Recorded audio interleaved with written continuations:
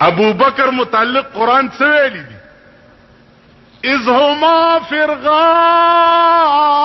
الغار لا تحزن ان الله معنا اذ هما فی الغار لا تحزن ان الله معنا.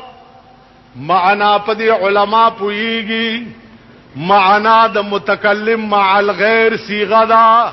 اذ هما فی الغار لا تحزن ان الله معنا. معنا د څه صيغه ده؟ وایلک متکلم مع الغیر. متکلم مع الغیر دا معنا چې پیغمبر ابو بکر ته وایي چې ابو بکر په دې غار کې چې څومره خدای ما سره دې دومره تا سره. ابو بکر په پتون د پیغمبر سر پروت دی اوده دی. ابو بکر کمیس وشلولو او ټولی سوړي په غار ثور کې بند کړي چې کفار ګرځي چې زما محبوب چرته څوک نه ګوري او دته تکلیف ونشي. یو سوړه پاتې و چې هغه د پاره ټوټه نه و نو پکې پونده کې خوا پونده کې خوا دننه نه مارو چی چلو.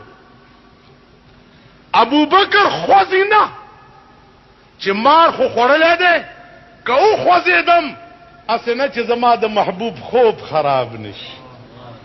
الله مار چې چلا ده او خوځي نه ډېر سات تیر شد سردار کونین په مخ مبارک دا ابو بکر د سترګو نه اوخه پریوت. اندازو کوي دا ابو بکر اوخه او په چهره انور د جناب محمد رسول الله باندې الله سترګې مبارکې چې وغړولې. ابو بکر ول جاړې وې قربان د تانه یا رسول الله ډېر ساتو شو چې ما سشي چې چلای ما او خوځې د مزه کنه چې ستا خوب چرتا خراب نشي. خدا سترګې می داسې وی چې زما نه من لوخه درته. صدیق اکبر ته خپدي خواکا سردار کونین قرآن الاستوب ابو بکر چفک.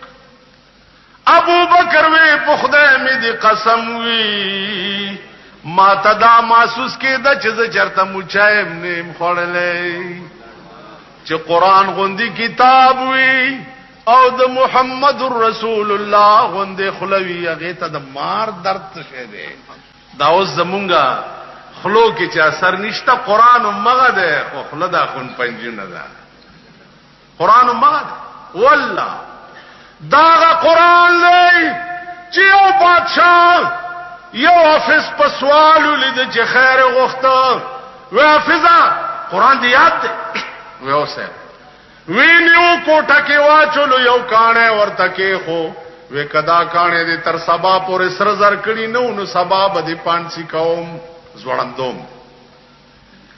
ما سختانه په سوچو کو چې خدای ما سره خو کیمیا نشته چې دا کانه په سر زر شي سوا د قرآن نا.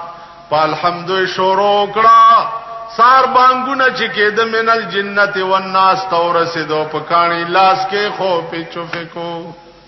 سار چې بادشاہ دروازه لري کچ ګوري کانه د سرو زرو غوند پروت دی.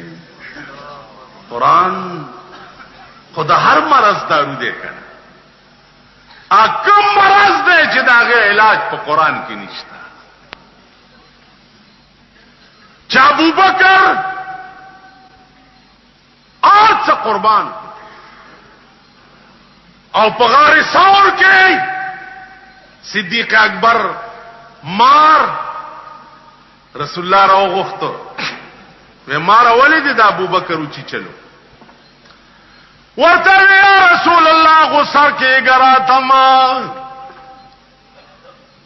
زما دې په خدای باندې قسم وی عیسی علیہ السلام یو ورځ واس کولو په واس کې دا وې چې ما نرستو به یو پیغمبر پیدا کیږي محمد نامه وی د مکې له بیا مدینه ته هجرت کړي او په غار ثور کې بلګ وخت آرام کړي نن شپږ سوه کاله وشو چې ستا د دیدار په انتظار باندې زه په دې غار کې ناست ما